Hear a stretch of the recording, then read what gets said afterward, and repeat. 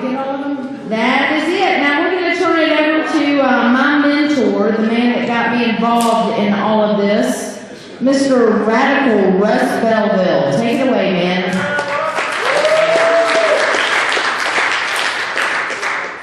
Thanks very much. I'm going to take this off my stand because it's easier.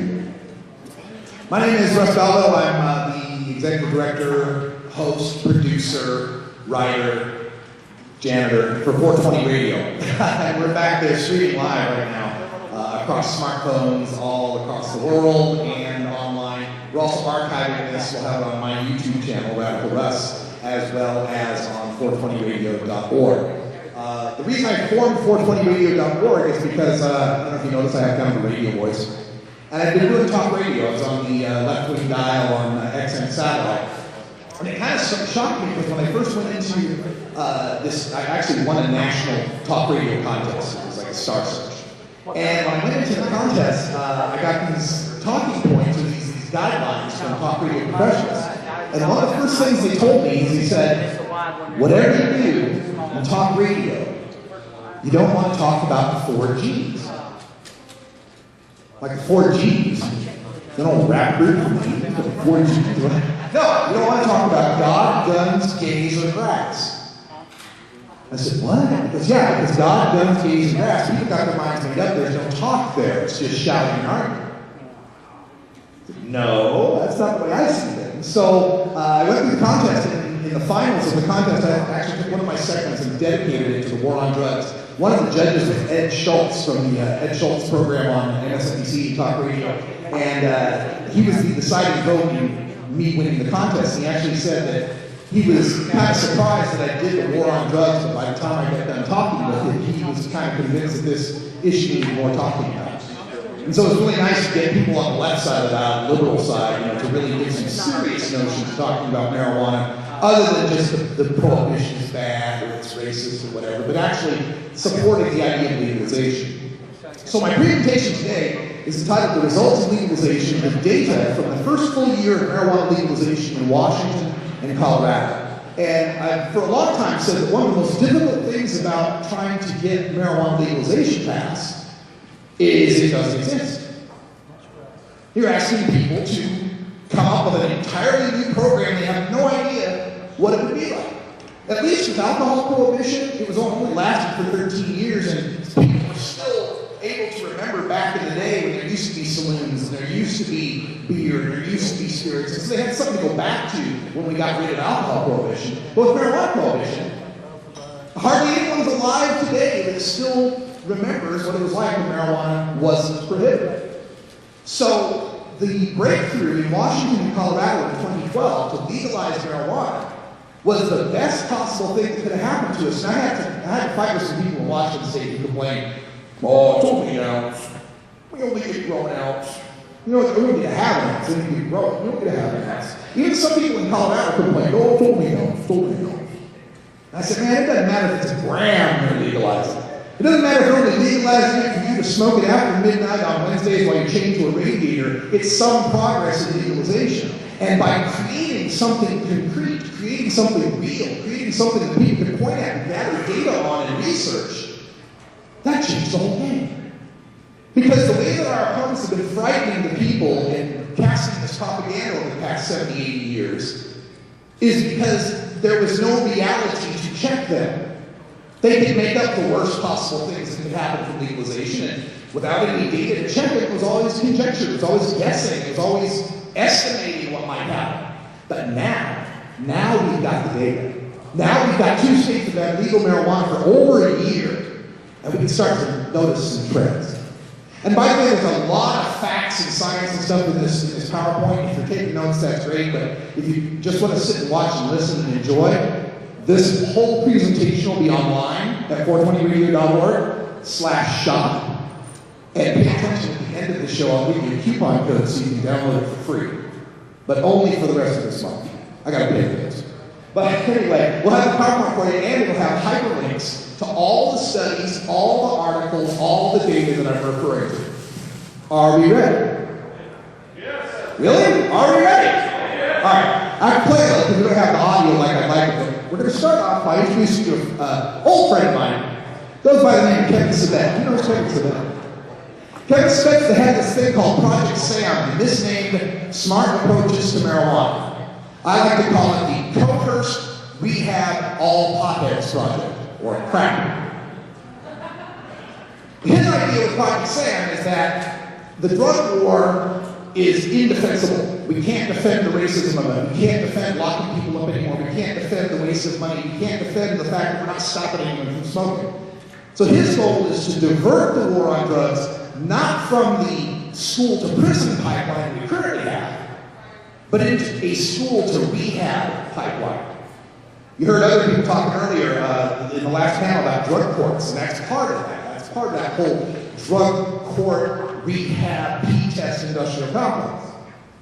So Kevin Sabet made some predictions, and fortunately he made them many times on video, so I was able to capture them. We're going to go through a few of Kevin's predictions and see how the data stacked up against what he had predicted.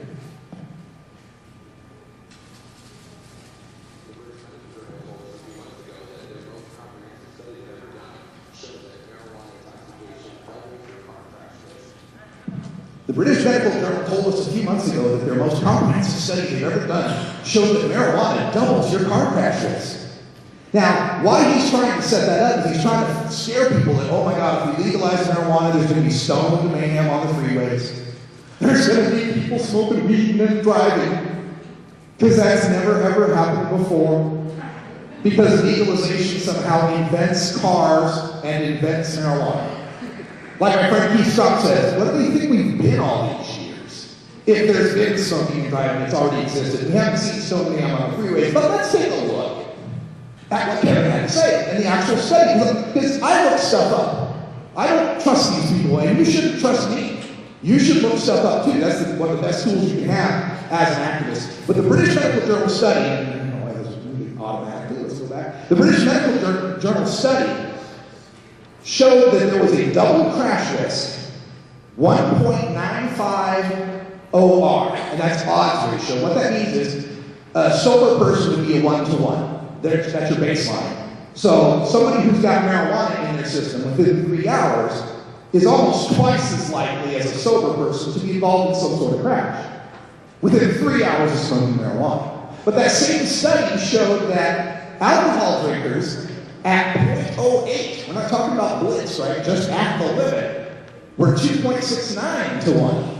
They were worse than all stone drivers combined, even at the 0.08 level.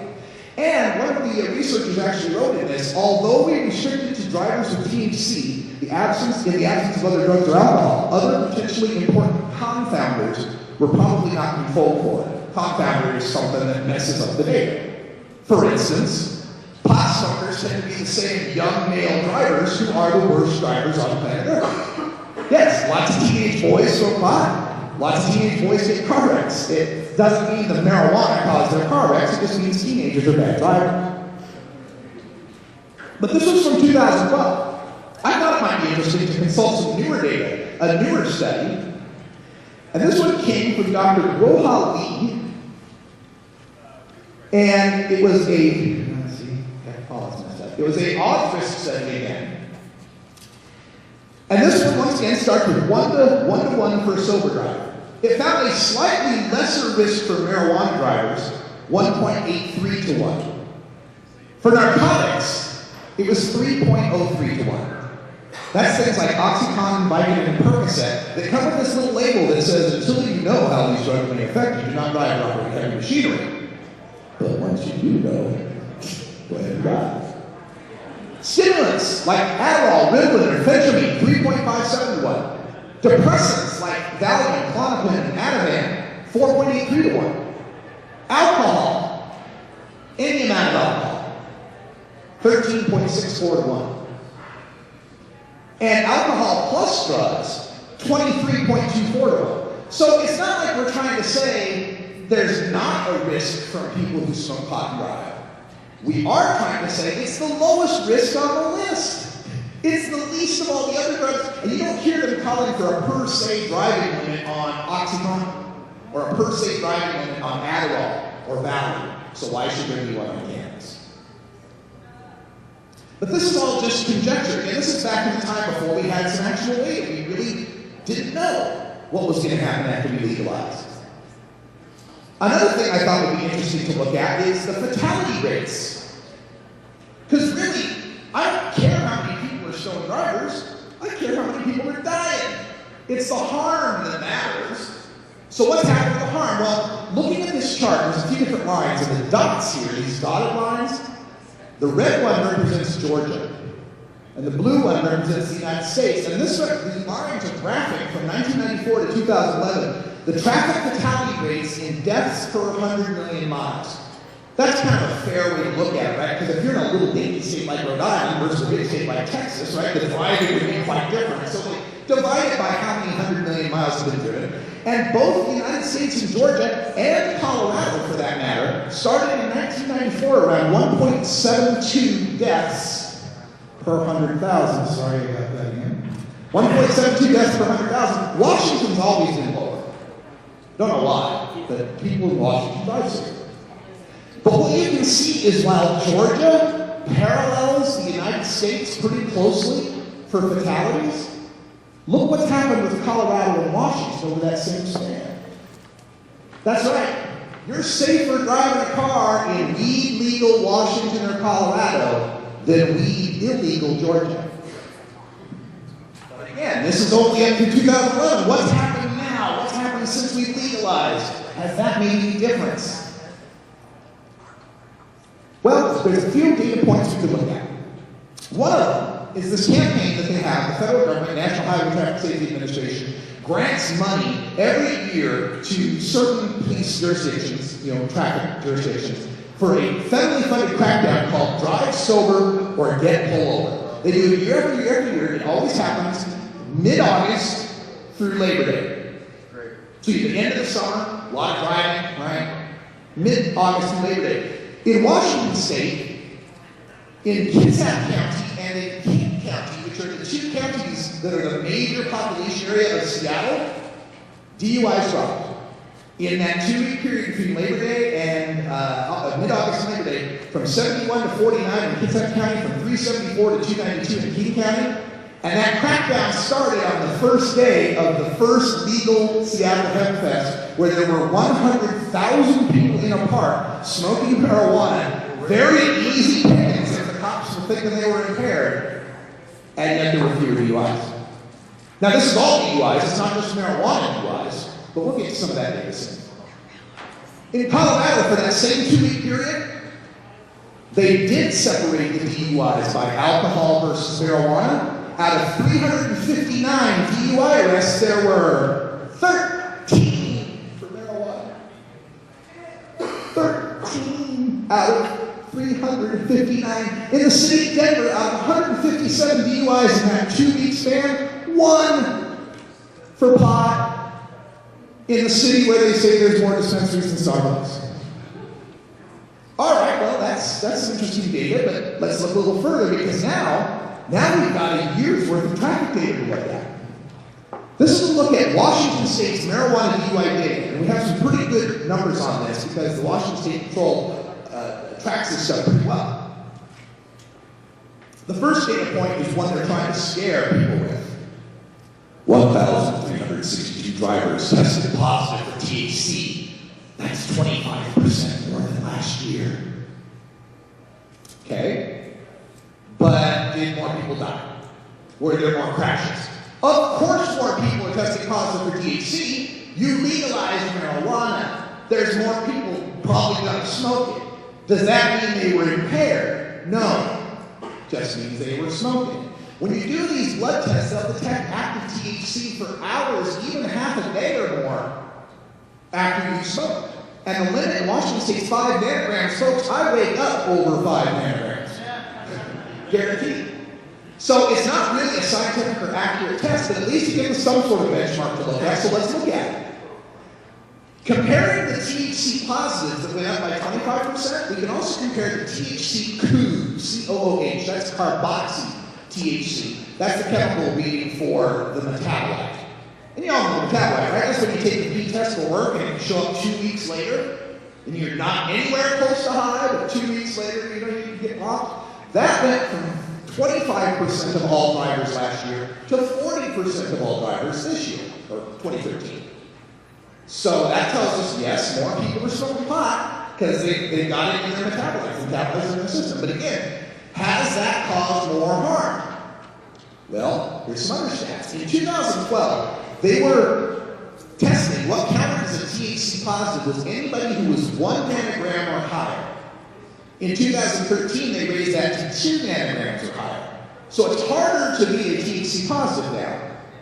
But what they've also found is that ratio-wise, fewer people are over the limit. In 2012, it was 61% of the drivers were over the 5 nanogram limit of the drivers they tested. By 2013, that's dropped to 52 or almost 53% of the drivers. So it's almost like they're getting the message, oh, there's a limit, I ought to be below that. Maybe. Also, I'd like to note that in 2013, there were 642 drivers who were below the limit. And that's a defense they have now in court. Last year, there was no defense like that in court of, I'm under the legal limit, because there was no legal limit. You had 1 nanogram, you could get convicted for that.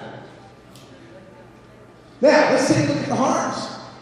2012, there was 99,618 crashes. In 2013, there were 72 more. That's an increase of 0.07%.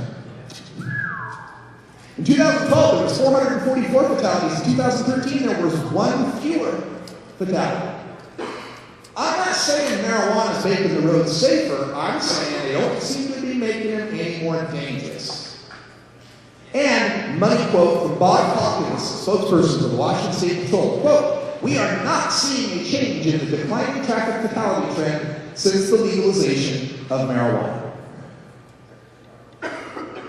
All right, how about Colorado? How about, you see on the slide, there we go. How about Colorado? Well, Colorado is a little tougher because they don't separate their data out as well. They kind of lump all DUIs together. Marijuana, drugs, alcohol, it's all DUI, they don't care. And they also had a scandal at one of their state toxicology labs, and there's a lot of this going on. It's happened in Massachusetts, in San Francisco, in Houston, where some tech at the drug test lab is caught either faking the results or stealing the drugs. And because of that, some 1,000 to 5,000 defendants who were convicted because of that person's work might get out of jail. A lot of that going on. They had that going on in Colorado too, so they used to have 3 toxicology labs, now there's only 2, so the 2 had to take the job and all the work from the other one, and it messed up all the yearly numbers. So we don't really have a good way to compare year to year in Colorado, but we can compare the harms. In 2012, 434 fatalities. In 2013, 10 fewer. In 2012, 21,940 DUIs. 2013, about 400 fewer. Doesn't seem to be making the roads in Denver or Colorado any more dangerous. And from July 13th through May 2014, I checked out the court statistics, how many charges were filed for DUI. In that 7-month period, 27 in Denver, 12 in Lakewood, 7 in Boulder, 1 in Fort Collins. So where are all these terribly dangerous stone drivers at? They don't seem to be showing up in the stats. It also reminds me too that Colorado just recently embarked on a training program for their cops to spot stone drivers. It's a 9-day training program. If you need 9 days to figure out someone's not driving well, maybe they're driving okay. I think I can train you to spot a drunk driver in 9 minutes, right? As we look at more research on this, the UK and the US research on stone driving, our own National Highway Traffic Safety Administration says, quote, there is little, if any, evidence to indicate that drivers who have used marijuana alone are any more likely to cause serious accidents than drug-free drivers. National Highway Traffic Safety Administration. And Franjo Dortmund, a researcher on the subject who was reviewing this for the United Kingdom, said, quote, the risk of all drug-positive drivers compared to drug-free drivers is similar to drivers with a blood alcohol concentration of 0.05. The risk is also similar to drivers above age 60 compared to younger drivers. In other words, a stone driver is no worse than a driver over the age of 60 or a driver at 0.05 alcohol. And finally, last thing about driving, one of the things that's been a problem with prohibition is that we don't have any safe messaging. We don't have any education for people about smoking and driving, or vaping and driving, whatever it might be. At least with alcohol, they have drink responsibly. Friends don't let friends drive drunk. All these public service acts remind us you can't do that. It's wrong. Well, folks, Colorado Department of Transportation just undertook a $400,000 grant from the United States government to produce Don't Drive High commercials. And I have them for you. Are you ready? These are great. I'll try to get you as much volume as I can, but the noise is really loud.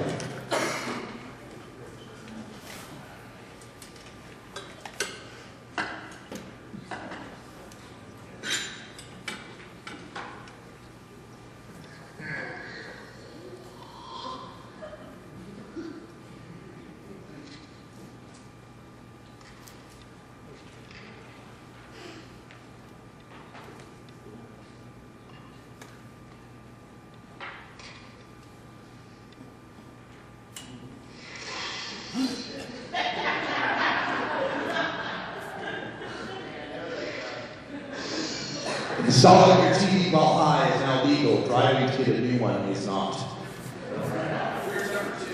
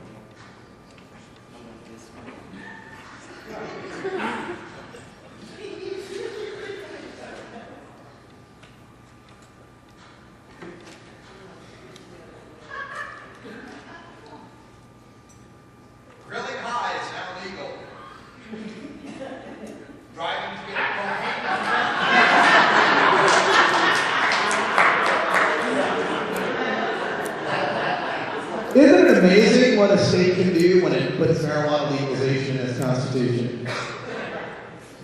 All right, so the driving thing is the one I focused on. Got the most data on that, and it seems to be one of the strongest talking points of the anti-marijuana legalizers. But there's a few other points out there, and we'll turn to Kevin Spett again for the latest.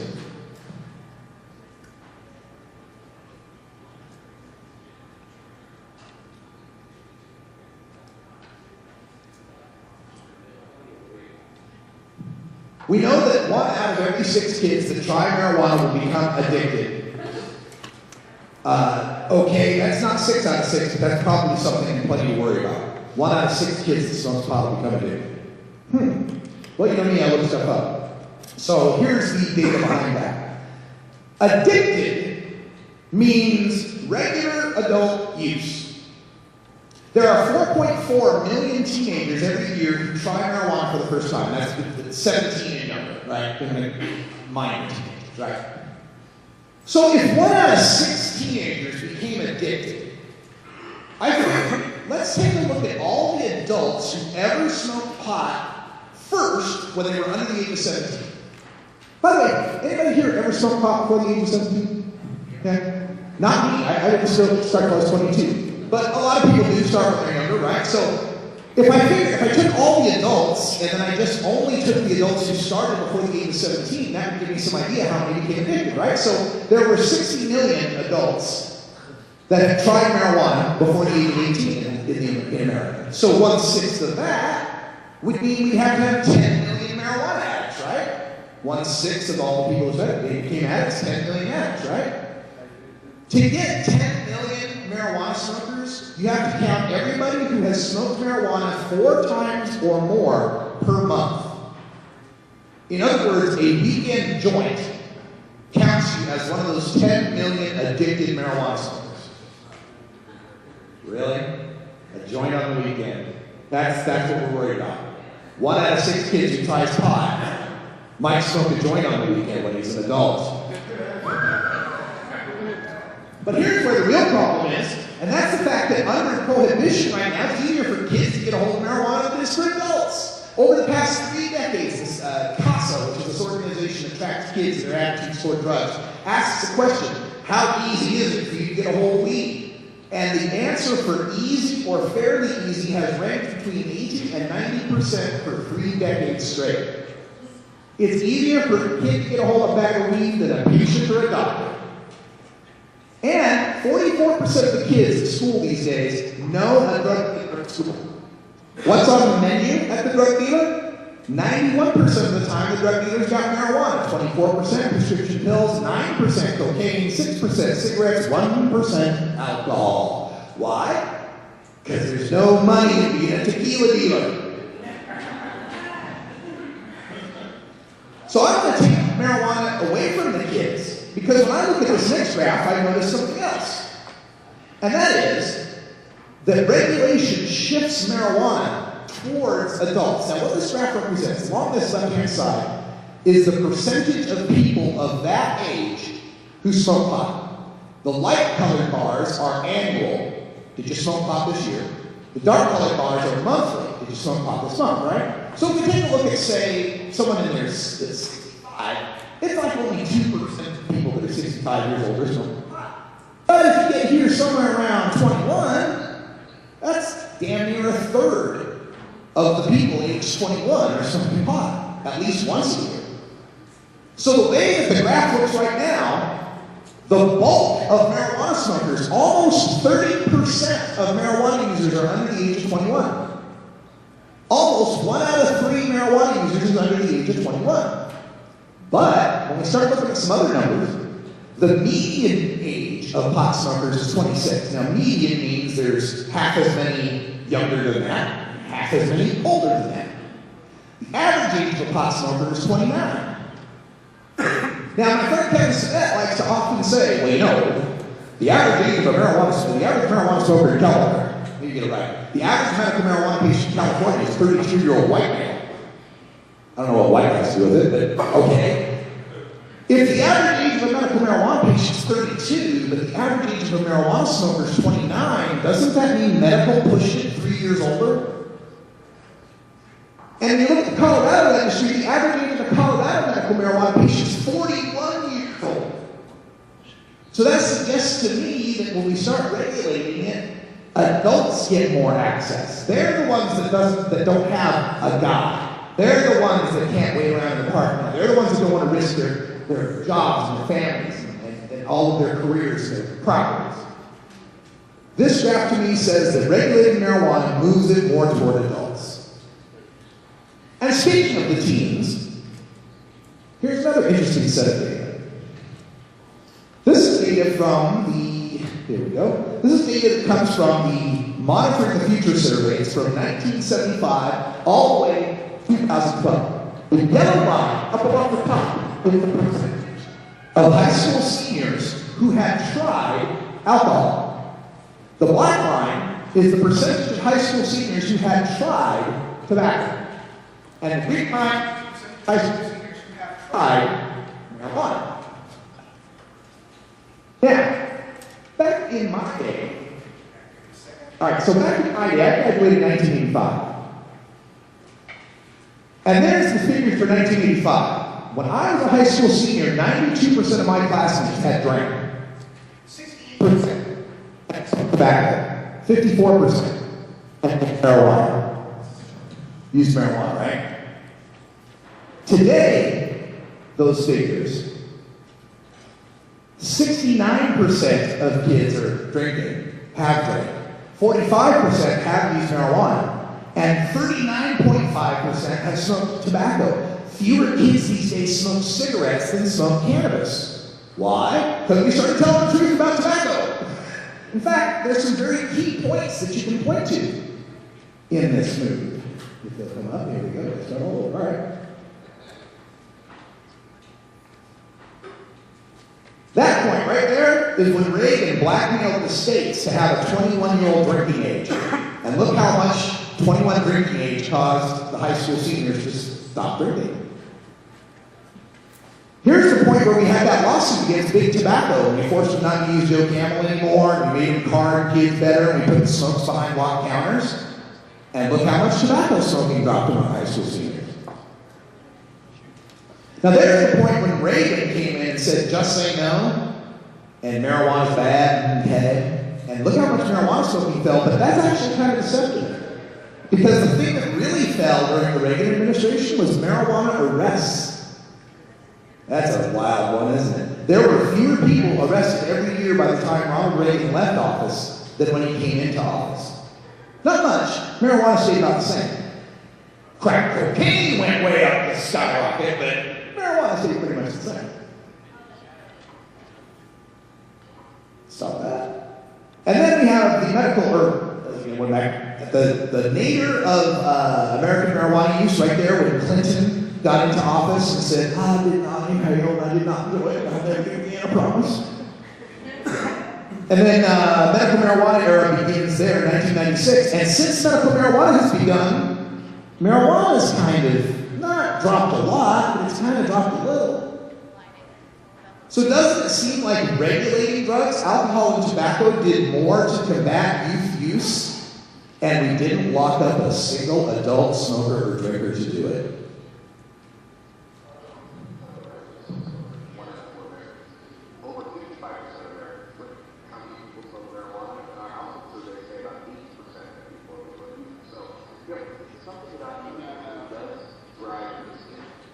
This is Kevin's the best point that marijuana, not a lot of people smoke pot because it's illegal. A whole bunch more people drink because it's legal. If we made marijuana legal, then more people would use it just like alcohol. Well, that ignores a lot of factors. There's more cultural acceptance to alcohol. Not a lot of people like the act of smoking. And as we saw on those previous graphs, legal drugs can become less popular. We saw it happen with alcohol and tobacco. Even adults are using less alcohol and tobacco. But this graph, this is the latest graph that came up. This is a Rand company study, Rand Corporation, that examined United States drug consumption and how many drug users there were from 2000 to 2010. We're talking marijuana, cocaine, meth, and heroin. We went from 11 million marijuana users who use 4 or more days a month. Again, your weekend toker, your addict. We went from 11 million to 16 million in 10 years. Cocaine number of users went slightly down. Meth number of users went slightly up and then slightly down. Heroin number of users went slightly down and then slightly up. What a lousy gateway. Isn't that supposed to be the gateway drug, right? More people smoke pot. My God, there'll be more cocaine, there'll be more meth, there'll be more heroin, except it didn't happen. And if we look at it in terms of how much drugs are being consumed,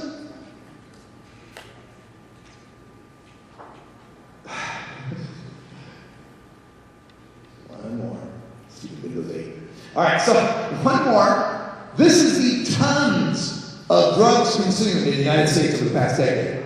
As you can see, cocaine dropped a whole bunch. Marijuana went up a whole bunch. Heroin, up and down a little. Meth, way up and then way down. But again, marijuana use going up, cocaine use going down, sounds like a good outcome to me. So far, Kevin's best predictions have been pretty much off the mark. This last prediction is one of my favorite ones. I call it the Sabbath conjecture. And it's a mathematical problem about how much money can we really make from legalization.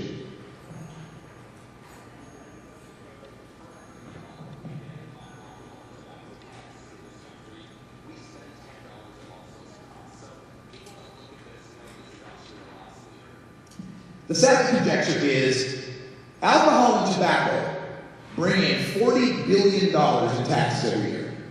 But alcohol and tobacco cost $400 billion in social costs. Wrecks, diseases, healthcare, absenteeism, productivity, whatever. So it's a 10 times loser, right? You're going to get $40 billion, but it costs $400 billion. Well, there's a really good reason for that. Alcohol and tobacco are toxic and addictive. Marijuana is neither toxic nor addictive. And in fact, the University of British Columbia took a look at this at their Substance Abuse Research Center and found, they tried to figure out what does an average Canadian drug user cost Canada every year. And they found that the average Canadian tobacco smoker costs $822. The average Canadian alcohol drinker costs $165. The average Canadian cannabis smoker costs $20 in social health costs. I'm pretty confident we can raise $20 from each one of you in a year. I'm pretty confident of that. But let's look at the actual numbers. What did we find that happened from 2013? Well, we got this great news out of Colorado for their first month of legal tax revenues. They did $14 million in gross sales in a month and $2.1 million in tax revenue. Now, Kevin Sabet and the Prohibitionists are trying to spin that. They're saying, ooh, that's not as much as the estimates were. Never mind the fact it's still $2.1 million more than you ever got before. That's better than zero. But they're trying to say, oh, it's not as much as it was projected. What they're forgetting to tell you is that in Colorado, when they first opened those pot shops in January, where locals could buy an ounce and tourists could buy a quarter ounce, the shops were only selling an 1/8 ounce at a time. Because they had a limited inventory. They could only sell part of their medical plants. Recreational plants weren't legal. I mean, not harvested ones anyway. So they were only selling an 1/8 when they could have sold an ounce. I'd say that if they could have sold the full ounce, they would probably doubled or tripled what the tax revenue was. But they were artificially restricted by that little bit of inventory. And besides, the first recreational plants were planted on January 1st. Those plants have to be harvested any day now. As that inventory starts flowing the market, and as more pot shops open, and especially as April 20th, 2014 hits, and Denver is having the Champ Show, and the Cannabis Cup, the first Cannabis Cup where tourists can come and like triple the size venue and be able to participate and smoke and buy, come back and we got those April tax revenues. We'll see how well they're doing compared to the estimates. And the projection for June of 2015, $610 million in gross sales, $184 million in taxes. And that's going to be divided into $40 million in schools, $45 million for youth drug prevention, $40 million for drug treatment, $12 million for public health, and $3.2 million for law enforcement. So, remember Kevin Sabet said it's a 10 times loser?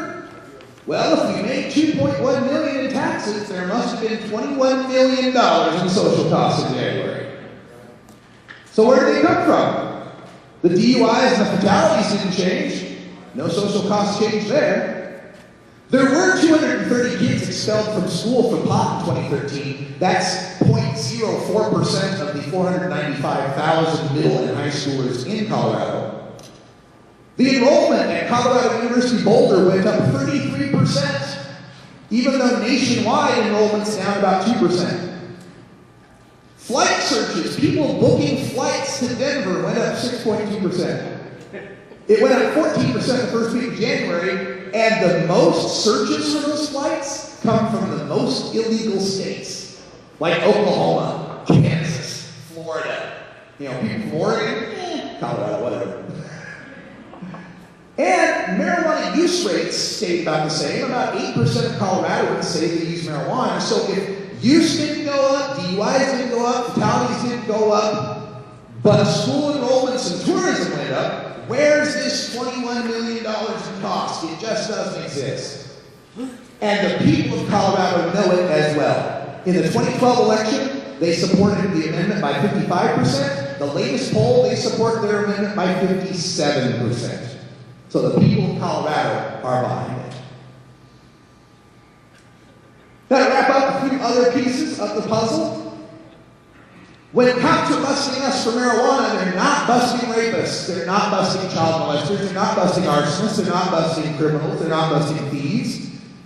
This is a look at the monthly police marijuana caseload in Colorado. The dark green bars are all pot charges, not just 1 ounce, but growing, selling, trafficking, pounds, kilos, whatever, all pot cases are the dark green. The light green are just the less than 2 ounce cases. There were 929 marijuana cases in the month before legalization. In the most recent month for which we have data, 100. And not just the less than 2 ounces, but the grows and the trafficking. Why? Because the smell of pot isn't probable cause anymore. A drug dog scratching in your trunk for pot doesn't mean anything anymore. A drug dog can't smell the difference between an ounce, a gram, or a pound, or a kilo. So yeah, a whole lot of police time is now not being wasted on petty little marijuana cases and can start going toward other crimes. Washington State doesn't have quite as good data on this information, but we do know the misdemeanor marijuana possession cases for the year 2012 was 5,531. For 2013, it was 120. 5,300 marijuana smokers in Washington State did not get a criminal record last year. Now, since we've got all this police time freed up, maybe they can start working on some of these. The FBI keeps track of what's called a clearance rate, which is how many arrests are made versus how many crimes there are. The clearance rate for violent crimes like murder is 62%, rape 40%, robbery 28%, aggravated assault 55%.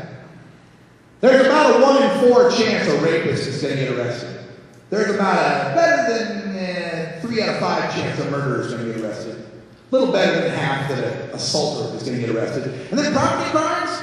Hell, if I pull a burglary, 1 out of 8 chance you're going to get me. Car theft, 1 out of 5. 1 out of 10 maybe. Larceny theft, 1 out of 5. Vehicle theft, 1 out of 10. Arson, about 1 out of 5. But they had enough time to arrest 658,231 people for marijuana last year, but only 521,196 for violent crimes last year.